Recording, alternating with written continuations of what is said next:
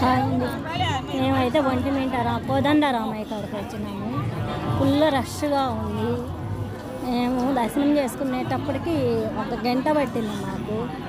12కి వెళ్తే ఫుల్ జనాభా, చాలా చూడముచ్చటగా రామయ్య కోదండరామయ్య భోంచేస్తాం. జనాభా చూడండి ఎలా ఉన్నారు. లోపలికి దేవుని తీలేము కాబట్టి తెలియదు. అది స్వామికి హోమములు వేస్తూ ఉన్నారు. అన్నీ చూసుకున్నాము, భోంచేసుకున్నాము. అన్నీ దర్శనం చేసుకొని లక్షణంగా కోదండరామయ్య కాడికి పోయి భోంచేసుకొని బయటకు వచ్చేసినాము. రష్ ఎక్కువగా ఉంది. ఈరోజు కళ్యాణం కాబట్టి కోదండరామయ్యకి ఫుల్ జనాభాగా ఉన్నారు. ఎక్కడంతా జనాభా చూడండి ఎంత మనసుకు ప్రశాంతంగా ఉంది. లోపలికి వెళ్ళి దర్శనం చేసుకొని వస్తే మనసుకు చాలా ప్రశాంతంగా ఉన్నదండి. ఇంతకంటే హాయి అయినా ఎక్కడ ఉంటుంది మనకు.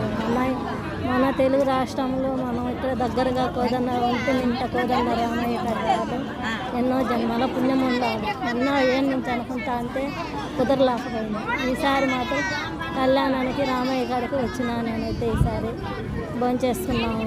భోజనానికి వెళ్ళాము. భోజనం పెట్టించుకున్నాను. ఆ భోజనానికి కూడా చాలా పెద్ద కీ ఉన్నది.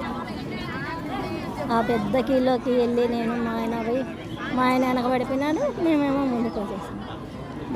భోజనం పెట్టించుకున్నాము. ప్రశాంతంగా కూర్చొని అందరికి వచ్చే వాళ్ళకి అందరికి సౌకర్యంగా అందుబాటులో అన్నీ ఏర్పాటు చేస్తున్నారు. చాలా ప్రశాంతంగా ఉన్నది రామయ్య.